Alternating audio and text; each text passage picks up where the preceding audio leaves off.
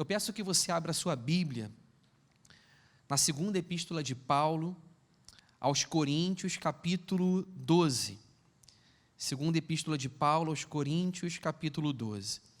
Meu desejo é que esse texto possa trazer consolação de Deus aos nossos corações, que a sua palavra fale ao meu coração, ao coração dos meus irmãos, e que juntos nós sejamos visitados pelo seu Espírito, a nossa mente seja dilatada, aberta, e o nosso coração aquecido pelo Espírito Santo de Deus. 1 Coríntios 12, versículo 7. Vamos ler a palavra de Deus. Diz assim: e para que eu não ficasse orgulhoso com a grandeza das revelações, foi-me posto um espinho na carne, mensageiro de Satanás, para me esbofetear, a fim de que eu não me exalte. 3 vezes pedi ao Senhor que o afastasse de mim. Então ele me disse: a minha graça é o que basta para você, porque o poder se aperfeiçoa na fraqueza. De boa vontade, pois, mais me gloriarei nas fraquezas, para que sobre mim repouse o poder de Cristo. Por isso, sinto prazer nas fraquezas, nos insultos, nas privações, nas perseguições, nas angústias, por amor de Cristo, porque quando sou fraco, então é que sou forte. Texto glorioso. Vamos orar. Senhor nosso Deus, Pai amado, nós estamos hoje aqui, Senhor, na Tua presença, e juntos, Senhor, nós Te pedimos, como povo da aliança, pedimos, Senhor, que Tu fales conosco, que Tu tenhas misericórdia de nós, que Tu possas, Senhor Deus, vir ao encontro dos Teus servos, onde quer que eles estejam, Senhor, que o Senhor possa abrir os nossos olhos espirituais, iluminar o nosso entendimento, alargar os nossos pensamentos, fazer com que o nosso horizonte, Senhor Deus, não seja limitado, Senhor Deus, pela visão daqui da terra, mas que nós possamos olhar a partir dos planos gloriosos de Deus, que está nos céus, mas que também habita no nosso coração. É o que nós Te pedimos em nome de Jesus, no nome santo dEle que nós oramos. Amém.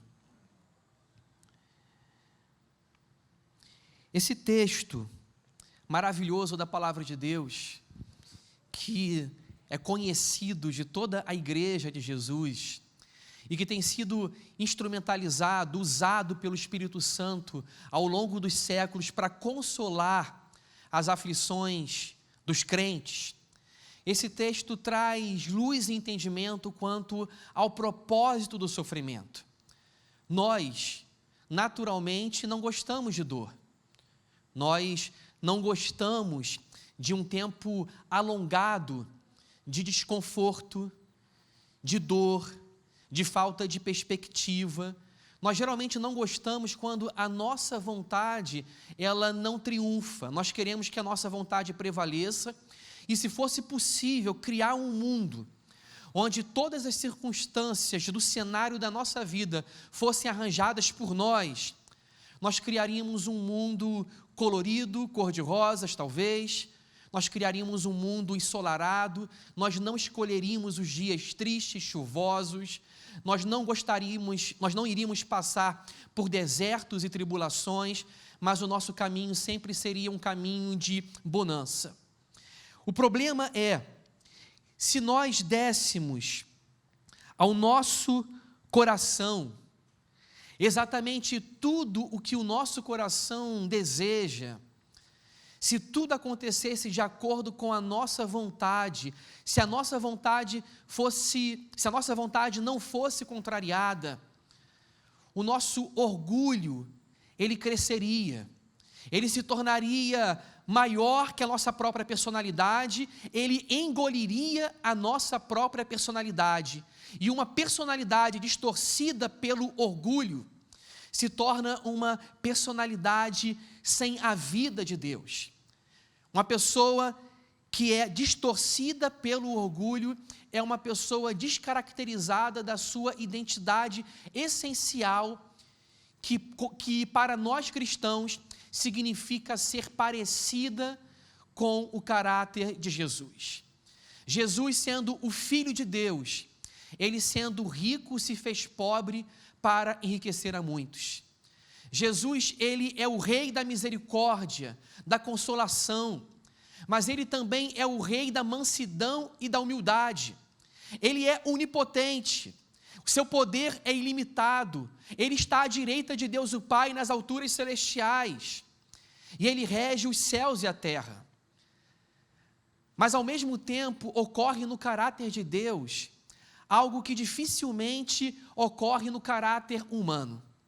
Quando um ser humano ele é poderoso demais, geralmente com o caráter poderoso, com as características poderosas, altivas do ser humano, não se combinam também a humildade.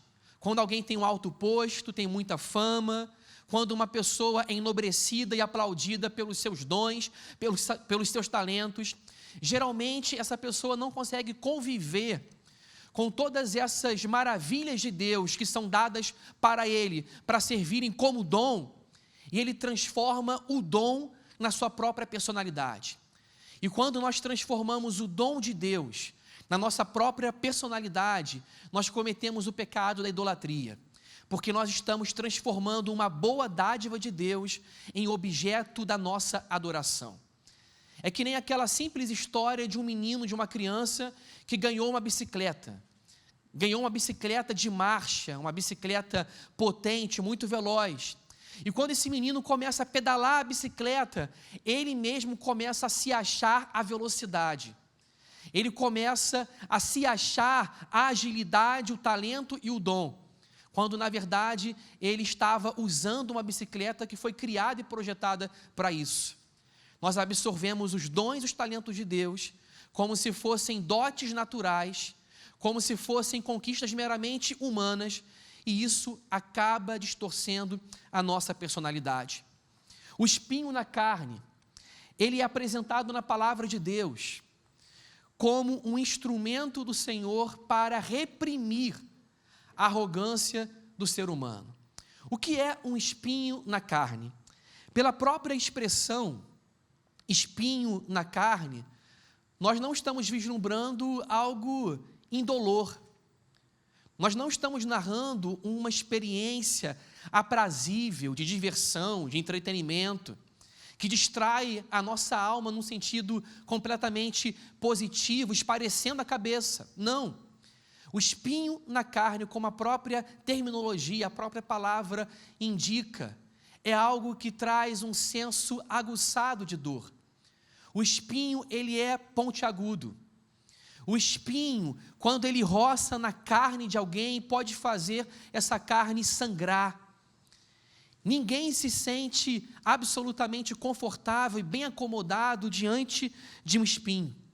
E Paulo fala da sua experiência espiritual como uma jornada na qual ele experimenta também esse desconforto. Mas pasmem, ele diz que esse desconforto ocorre sob a permissão e o controle de Deus. Ele diz que um mensageiro de Satanás vem para esbofetear a sua carne. Que experiência dolorosa é essa? Versículo 7 fala o seguinte: e para que eu não ficasse orgulhoso com a grandeza das revelações, foi-me posto um espinho na carne, mensageiro de Satanás, para me esbofetear, a fim de que eu não me exalte. Quem era o apóstolo Paulo? Ele era um homem de grande envergadura espiritual, mas também era um homem de grande envergadura intelectual. Alguém que foi criado no judaísmo aos pés de Gamaliel, o maior teólogo da época do apóstolo Paulo. Ele também era versado na cultura helênica. Ele conhecia os poetas gregos, ele cita os epicureus e os estoicos no discurso do capítulo 7 do livro de Atos. Ele era um poliglota, ele falava muito mais do que a sua própria língua. Esse homem, além disso, teve uma experiência gloriosa com Jesus Cristo no caminho de Damasco, e na sua fase de preparação espiritual, quando possivelmente ele estava num período de ostracismo, após a sua conversão no deserto da Arábia, ele teve uma experiência na qual ele foi arrebatado para o terceiro céu. Assim ele narra nesse capítulo, nos versos anteriores aos quais nós lemos. Ele foi arrebatado ao terceiro céu e ele chama esse lugar de paraíso. Lembrem-se que quando Jesus, na cruz, ele fala para o ladrão que estava ao seu lado, uma promessa de redenção, ele diz: hoje estarás comigo no paraíso. O paraíso ao qual Jesus se referia era o céu. E Paulo teve uma experiência na qual ele viu coisas que não são lícitas descrever. Aquelas experiências que Deus revela a nós e que criam uma atmosfera de intimidade, de solenidade, que nós passamos a ter segredos com Deus. São experiências sagradas demais para serem compartilhadas como se fossem coisa vulgar. São experiências que nós guardamos no coração. Paulo fala dessa experiência. Ele não diz mais nada em detalhes. Ele simplesmente diz que foi arrebatado ao terceiro céu e viu coisas inefáveis que não são lícitas descrever. Coisas indizíveis e cheias de glória. E ele diz que esse espinho na carne é exatamente para que ele não se glorie diante da grandiosidade dessa visão que ele teve. Pode ocorrer de nós nos tornarmos oprimidos pelo melhor que Deus nos dá. O que isso significa? A bênção de Deus é boa, a bênção de Deus é maravilhosa, mas quando nós transformamos a bênção num objeto de adoração, e nós incorporamos a bênção à nossa personalidade, nós confundimos a dádiva do Criador com o Criador das dádivas. E nós pegamos a dádiva como se a dádiva fosse um próprio Deus para nós. E nós tornamos a dádiva um elemento da nossa personalidade, como se a dádiva não fosse uma doação divina. É quando o sábio, ele se gloria na sua sabedoria e não diz: a sabedoria vem de Deus. Ele se acha sábio, inteligente demais, se gloria na sua expertise, no seu diploma, nas suas titulações, nas suas conquistas acadêmicas, profissionais, intelectuais. E ele começa então a olhar as pessoas de cima para baixo, como se ele estivesse em um outro patamar incomparável. Isso ocorre também quando o rico se gloria na sua riqueza e diz: essa riqueza é minha, me pertence. E não se considera mordomo de tudo que Deus lhe deu. Na verdade, nós não somos donos e proprietários de nada, nós somos mordomos. Tudo que nós temos procede de Deus, porque ao Senhor pertence a terra e tudo que nela se contém. Ocorre também do forte se gloriar na sua própria força, e ao invés de se quebrantar diante de Deus, pedindo força, pedindo para que Deus fortaleça os seus passos, a sua força cria um senso de autonomia, onde a pessoa ela se patrocina em função daquilo que ela considera a sua própria onipotência pessoal. Mas nós somos naturalmente fracos. Deus é onipotente, Deus é forte. O apóstolo Paulo, com toda a sua envergadura espiritual, mesmo sendo arrebatado para o terceiro céu, ele não viveu uma experiência cristã de blindagem, onde ele estava absolutamente imune da tentação e da soberba. Vejam, o apóstolo Paulo talvez tenha sido o cristão de maior envergadura espiritual de todos os tempos. Ele foi teólogo, ele foi pastor, ele foi missionário, ele era um poliglota, ele tinha uma formação intelectual que lhe permitia transitar entre o mundo dos judeus, pois foi criado aos pés de Gamaliel, e também no mundo helênico, no mundo grego. Ele conhecia e citava os poetas gregos e os filósofos.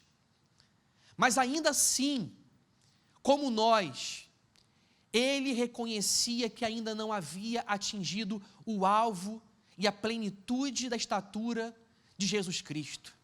Aos Filipenses ele diz: esquecendo-me das coisas que para trás ficam, eu prossigo para o alvo. E o alvo é Jesus. Paulo esquecia-se das coisas que para trás ficavam, porque diante dele havia uma proposta muito maior, a proposta de ser semelhante ao caráter de Jesus. E Paulo não se deu por satisfeito. Ele não julgou ter alcançado um patamar de espiritualidade do qual ele não precisava mais passar. Ele não julgava ter atingido o topo. Ele desejava ser parecido com Jesus. Ele tinha fome e sede de justiça. E ele lutava contra o pecado e contra as tentações todos os dias. E todos os dias a sua fragilidade lhe era lembrada através da presença de um espinho na carne, que ele mesmo narra como soberanamente enviado por Deus, mas através de um mensageiro de Satanás para esbofetear a sua carne. Eu pergunto a vocês, irmãos, se o apóstolo Paulo, com toda a sua espiritualidade refinada, ele desejou mais, ele reconhecia que ele não estava imune e blindado, ele sabia que nesse mundo enfrentaria o mundo, a carne e o diabo. Se o apóstolo Paulo sabia que o seu coração, se ele não vigiasse e não buscasse a Deus constantemente, ele sabia que o seu coração podia se ensoberbecer, ele podia incorporar os dons de Deus para a sua personalidade e dizer que os dons de Deus eram quem ele era.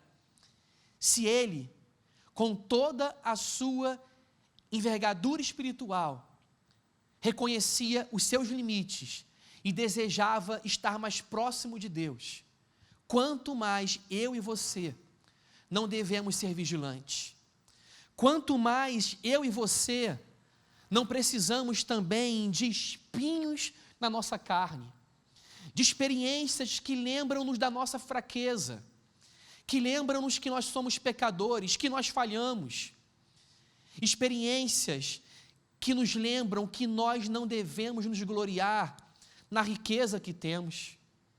Nós talvez possamos achar que temos muitos bens e posses, criamos fundos de reservas e nos capitalizamos para aquele dia que nós chamamos de período de recessão econômica, de crise.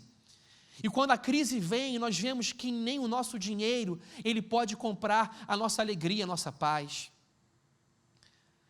Podemos nos gloriar na nossa força, na nossa saúde supostamente blindada, mas vem um vírus que mostra a fragilidade de toda a raça humana, que toda a raça humana diante de Deus é uma erva, e na sua glória, como a flor da erva, passa ligeiramente, seus dias são breves, transitórios, nós somos como a sombra que foge e não permanece, como diz Jó. Assim somos nós. Vem um vírus e debilita o idoso, o jovem, e torna uma sociedade inteira consciente da sua fragilidade, da sua limitação. Lembra-nos, todos nós, que a nossa vida é breve e transitória e que a única certeza que nós temos, de fato, é a morte. Que do pó viemos e ao pó tornaremos. Mas será que nós gloriamos-nos também na nossa expertise, na nossa inteligência? Nós podemos ter toda a sabedoria e todo o conhecimento e podemos ver que o nosso currículo pode não valer de nada em alguns cenários, em algumas circunstâncias.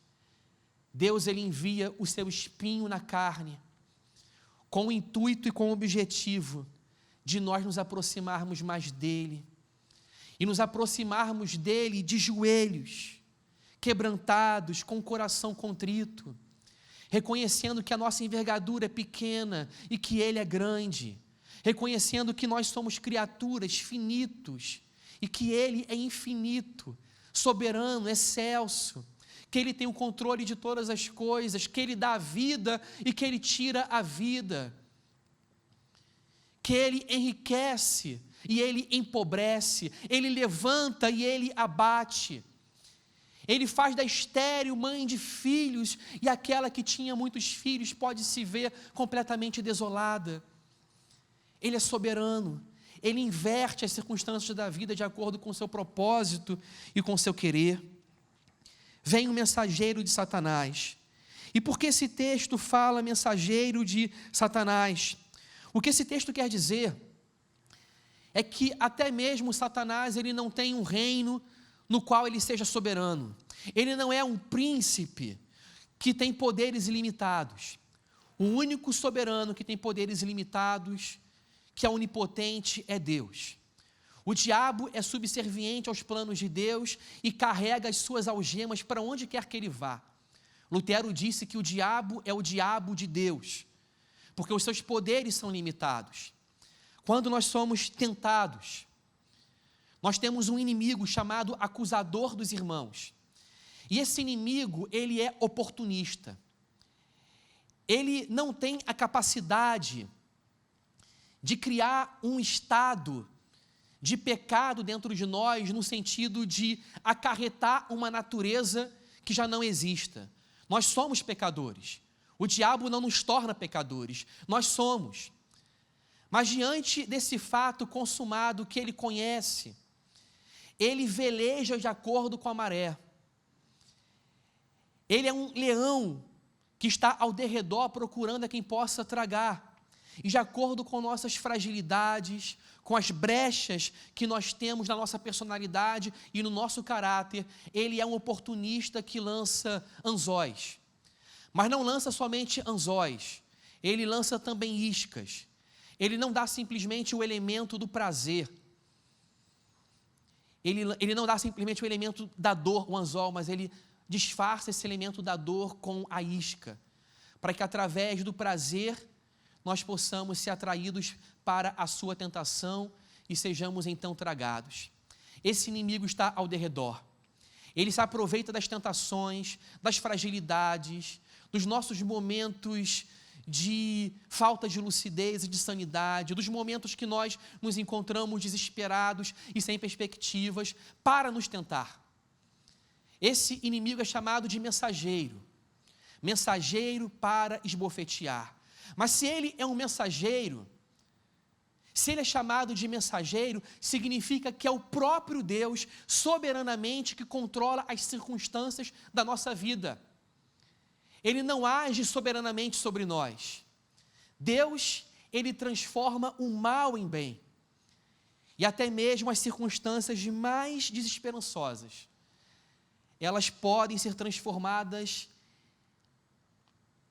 em doces providências de Deus para curar o nosso coração.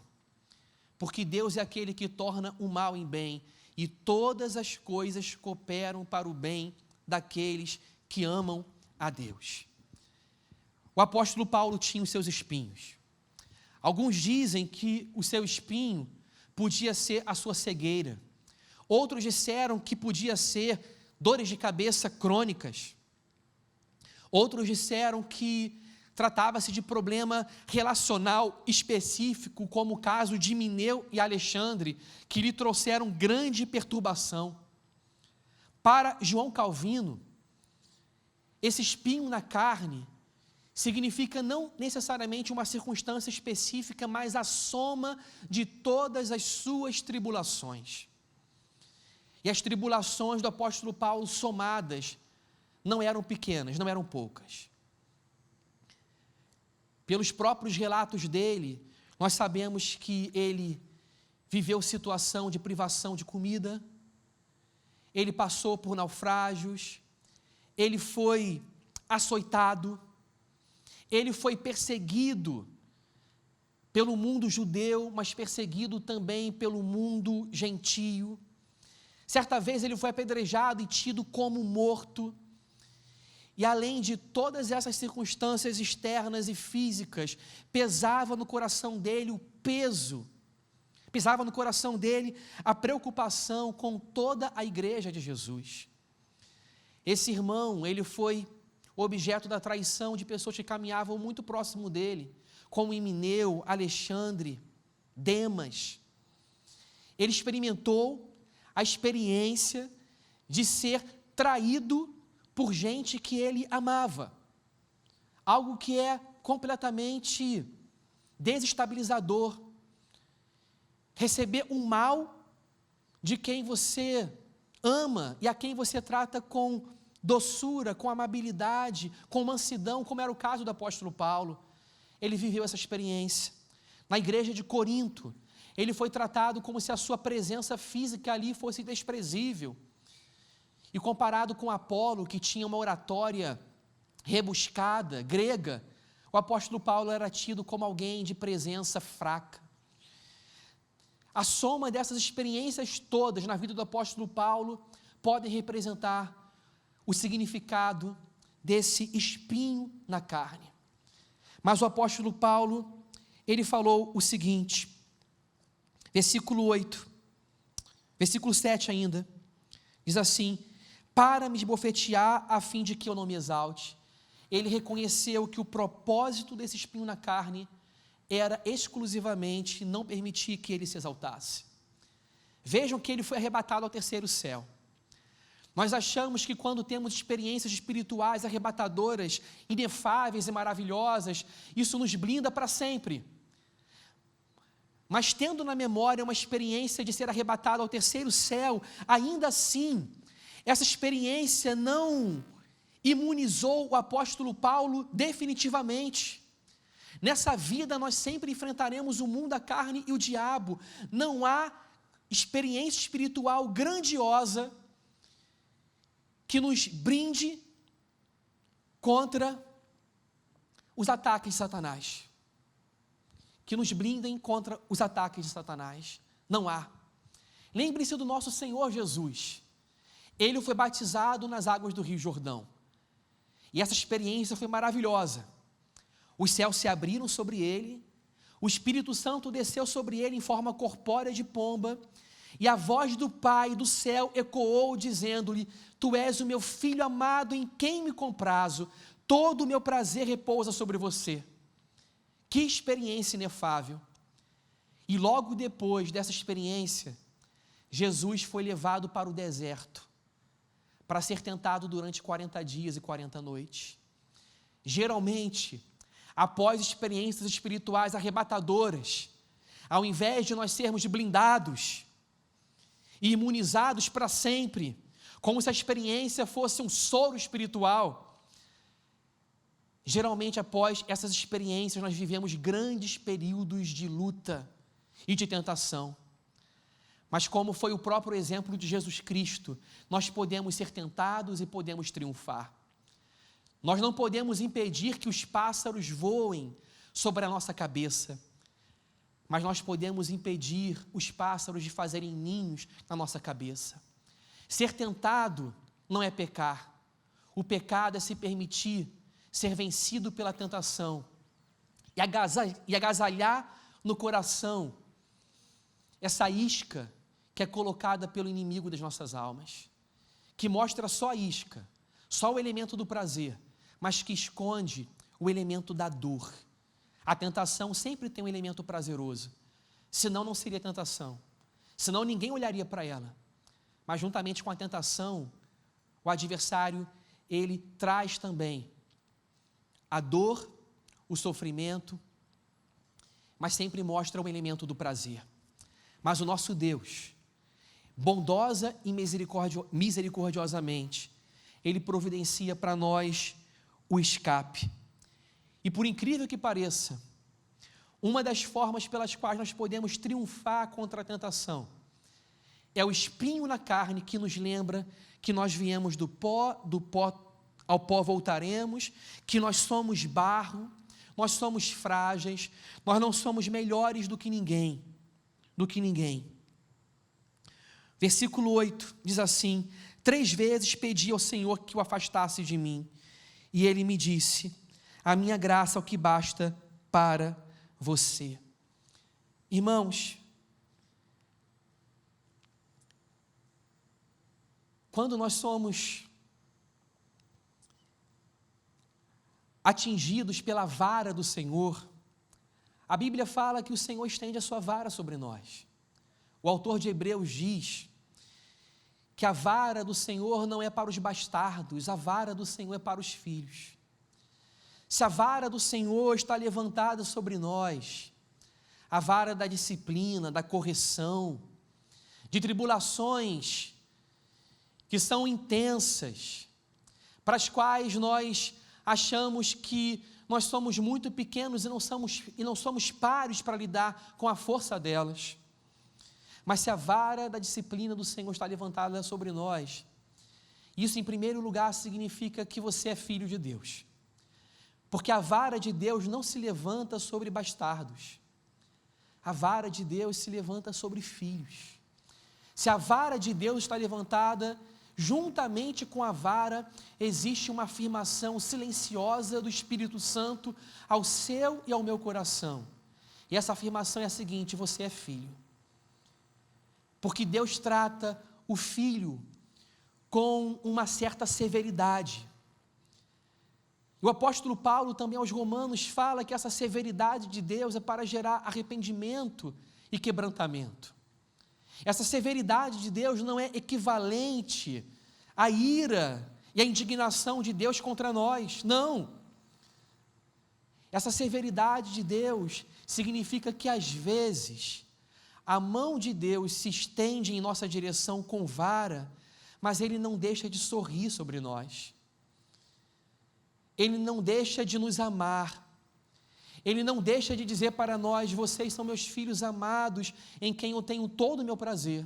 E exatamente porque Ele tem prazer em nós, porque nós estamos escondidos em Cristo como seus filhos, Ele nos disciplina, porque Ele não quer que nós tenhamos um caráter altivo e arrogante.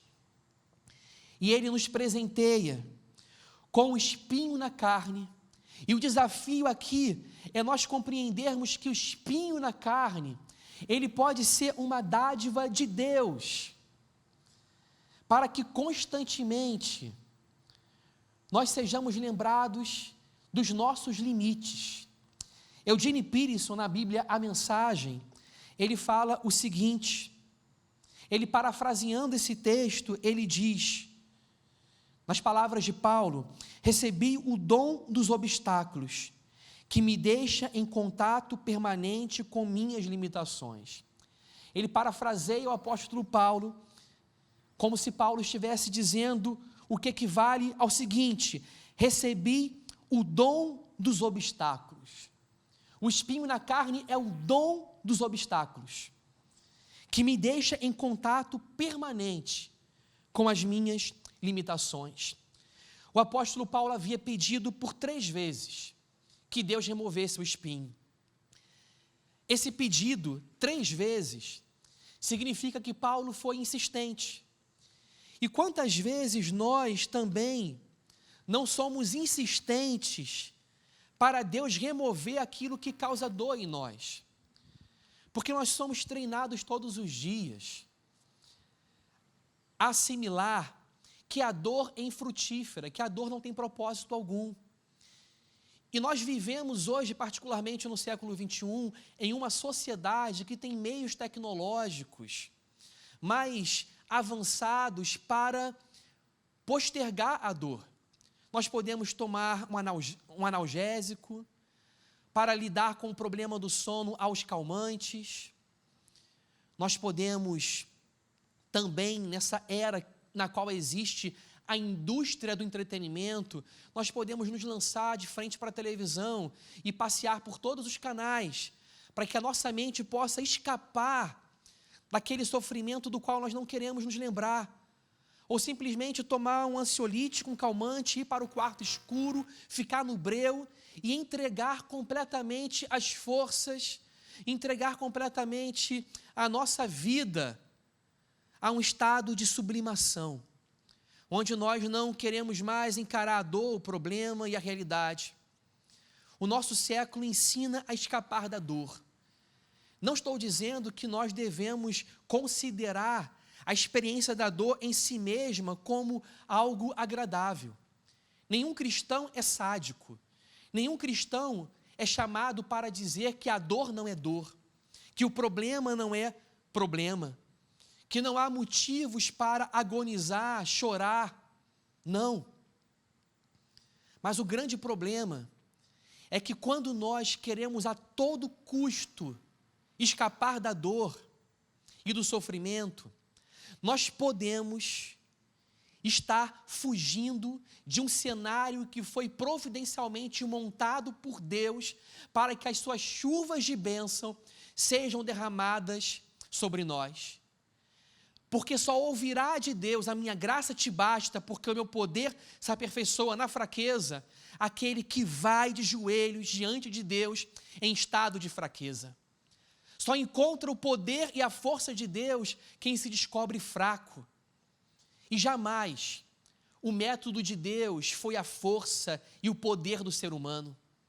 Jamais o método de Deus foi o orgulho e o engrandecimento do ser humano. O profeta Isaías diz que Deus habita com os fracos, com os quebrantados e compungidos de coração, com aqueles que chegam ao pó da terra e reconhecem quem são diante de Deus. E quem nós somos? Nós somos pecadores. Foi por isso que Jesus disse: bem-aventurados os pobres de espírito, porque deles é o reino dos céus. Quem é o pobre de espírito? É aquele que diz: Senhor, eu sou pecador, eu sou fraco, seja propício a mim. De mim mesmo eu não tenho estoque de força, eu não tenho estoque de riqueza, eu não tenho estoque de sabedoria, eu não tenho nenhum fundo de reserva espiritual diante de ti. Seja propício a mim, pecador. É assim que Deus quer que nós nos aproximemos dele. Somente quem conhece o espinho da carne conhece a sua fraqueza, e conhecendo a sua fraqueza, ouvirá de Deus aquela grande frase: a minha graça te basta. Entre não viver com a dor e viver com a dor, ouvindo a minha graça te basta, a dor se torna muito menos dolorosa quando nós ouvimos a minha graça te basta. E a ausência da dor pode ser muito dolorosa quando a gente não ouve a frase de Deus: a minha graça te basta. A dor sem a graça é muito dolorosa. A dor sem a graça pode representar uma maldição. Alguém já disse que há pessoas que recebem a mão de Deus dando bênçãos, mas não recebem a face do favor de Deus. Entre a face de Deus e a mão de Deus, eu prefiro a face. Ainda que a mão de Deus não esteja agora, nesse momento, derramando aquelas bênçãos que nós gostaríamos de ter, que nós nomeadamente chamamos de bênção, nós podemos ter a face de Deus. Nesse momento a gente pode ver só a mão de Deus com vara, mas a mão de Deus com vara revela o seguinte: você é filho, porque Deus só disciplina aqueles a quem Ele ama. Calvino, num comentário seu, ele pergunta até onde e até quando vai essa correção. Porque nós que somos pais, nós estamos familiarizados que algumas correções são cabíveis na infância, na adolescência nós corrigimos também, mas existe um outro tipo de tratamento apropriado. E não dá para tratar um filho adulto e corrigir um filho adulto do modo que nós deveríamos corrigi-lo na infância e na adolescência. Então, na nossa vida, na nossa relação de pais e filhos, nós experimentamos uma escala de correção, onde em algum momento termina a correção que deveria ser para a fase da infância e não para a fase adulta. Mas aí, pergunta a você: até quando Deus nos corrige? Será que nós chegamos a nos tornar adultos espirituais em algum momento, ao ponto de Deus dizer: eu não preciso mais corrigir o Moisés?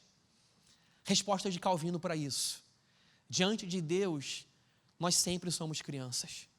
Sempre somos crianças. Por isso Deus vai nos corrigir até o último suspiro da nossa vida. E essa correção de Deus significa amor. Essa correção de Deus significa: minha graça te basta. o meu poder se aperfeiçoa na fraqueza. Essa correção de Deus significa o seguinte: eu te darei auxílio, eu serei a tua luz, a tua força, teu baluarte, o teu refúgio e o teu esconderijo. Se esconda em mim, porque não será pela tua força, mas será pela minha força. É isso que Deus ele faz com a gente. Deus nos ama. Deus nos ama. Mas nem sempre o seu amor por nós é indolor. O seu amor por nós é dramático. É mais forte do que a morte, diz a Bíblia. Não é um amor romântico, ideal. Não é um amor entre amantes apaixonados que vivem aquele ideal da paixão perfeita. Não. É um amor dramático, não é indolor. E nesse amor, ele nos corrige sim. Porque se existe algo que Deus odeia, é a arrogância e a soberba. A soberba não combina com o ser humano. O ser humano nasce e morre. Não combina com a gente a soberba. Com pessoas que adoecem, que podem pegar câncer, que são frágeis diante de um vírus, com pessoas que perdem os seus empregos, que podem ter as melhores qualidades profissionais e mesmo assim, por causa de uma debilidade física, ficarem fora do mercado de trabalho. Não combina com o ser humano a soberba, porque o ser humano é criatura. E se não combina com o ser humano a soberba, muito menos combina com um filho de Deus a soberba. E não combina, porque nós sabemos que Jesus morreu pelos nossos pecados. Não admitir o pecado é não admitir que Jesus morreu pelos nossos pecados. É não admitir a morte de Cristo. Não admitir o nosso pecado significa se afastar da cruz. Enquanto Jesus disse, negue-se a si mesmo, tome a sua cruz e siga-me. Negar a si mesmo, tomar a cruz, mortificar a carne, se negar todos os dias. Essa é a trajetória de um cristão. Mas o amor de Deus não é indolor. Isso levou o grande reverendo Antônio Elias a dizer o seguinte: tribulação é bênção disfarçada. Tribulação é bênção disfarçada. Você pode estar, meu irmão, debaixo de uma nuvem escura de tribulação, mas atrás dessa nuvem escura existe o sorriso de Deus e a bênção de Deus sobre você. E a maior bênção de Deus não é aquilo que Ele dá, mas a maior bênção de Deus é quem Ele é.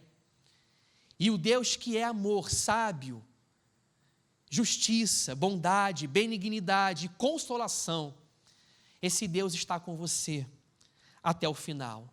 Paulo pediu 3 vezes para que o espinho fosse removido.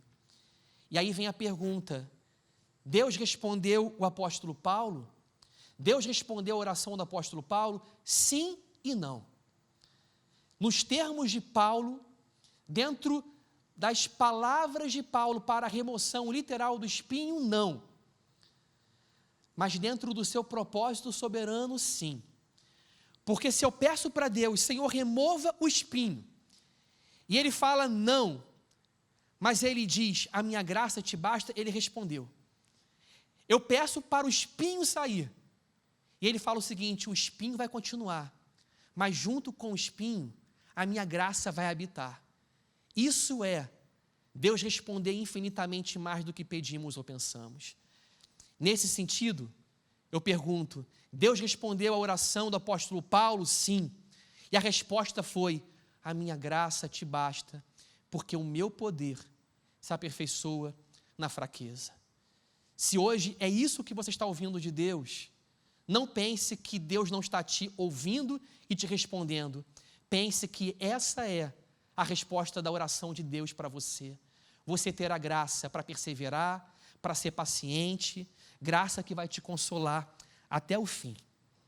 E eu termino fazendo uma citação de João Calvino, que fala o seguinte, ele fala de vales e do topo da montanha. O topo da montanha é o arrogante, que se acha lá no cume, e o vale é o humilde que está lá embaixo. Ele fala o seguinte, os vales são regados com chuvas para se tornarem férteis, enquanto que o cume das imponentes montanhas permanece seco. Os vales são regados com chuvas para se tornarem férteis, enquanto o cume das imponentes montanhas permanece seco. E ele continua: uma pessoa tem de tornar-se um vale, se deseja receber as chuvas celestiais da graça espiritual de Deus. Se transforme num vale, meu irmão, porque Deus, Ele envia chuva para fertilizar os vales, para que nós recebamos a sua bênção, em nome de Jesus. Vamos orar? Vamos orar. Onde você está, na sua casa, vamos falar com Deus agora. Talvez o espinho esteja muito pontiagudo, causando dores, sangramento, desconforto, talvez esteja durando tempo demais, e você diga: eu não consigo suportar, eu não consigo chegar até o dia de amanhã, quanto mais perseverar até a volta de Jesus. Mas a resposta do Senhor para você é: minha graça te basta. E a graça de Jesus é melhor do que a vida. A graça de Jesus é a maior dádiva de Deus. A maior dádiva de Deus é quando Deus se oferece a si mesmo por nós, em auxílio, proteção e defesa dos seus. Vamos orar. Senhor, consola esse irmão, Pai. Consola essa irmã, cujas lágrimas caem. Mas esse irmão e essa irmã haverão de aprender que o espinho na carne faz a gente se livrar de sermos pessoas pedantes e nos coloca de joelhos diante de Ti. O espinho na carne nos queda. O espinho na carne faz a gente caminhar de joelhos, joelhos dobrados, olhos umedecidos e coração quebrantado. Joelhos dobrados, olhos umedecidos por lágrimas e coração quebrantado. Nós não queremos, Senhor Deus, só as dádivas do Senhor. Nós queremos a bênção da presença do Senhor. A gente incorpora essas dádivas na nossa personalidade como se fossem nossas. Isso distorce o nosso caráter, nos torna pessoas arrogantes e pedantes. Nós nos achamos, Senhor Deus, a inteligência, a riqueza, nos achamos a força, nos achamos o poder, nos achamos a própria velocidade, como aquele menino que ganhou a bicicleta e disse: eu sou a velocidade. Senhor, nós não somos nada. Tudo que nós temos e somos procede de Ti, Senhor. Tudo que nós temos e somos procede de Ti. Sem o Senhor nós não temos para onde ir, para quem nós iremos, se só Tu tens as palavras de vida eterna.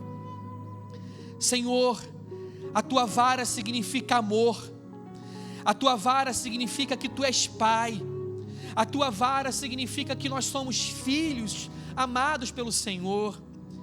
E a tribulação é bênção disfarçada do Senhor.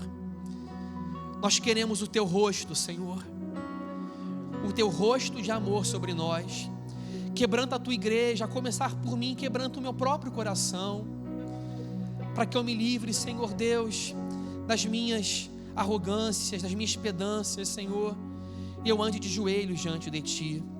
Que dessa quarentena volte uma igreja mais quebrantada, avivada, aos pés de Jesus, uma igreja que ama a oração, que ama a Bíblia, a palavra de Deus, que anseia pela casa do Senhor, que quer estar entre os irmãos. Consola o meu coração e o coração dos meus irmãos nessa hora. Revela-te aos meus irmãos e diga a cada um deles, nesse momento: o meu poder se aperfeiçoará na sua fraqueza, meu servo, minha serva. Fala isso conosco, Deus, no silêncio do nosso coração, em nome de Jesus. Amém, Senhor.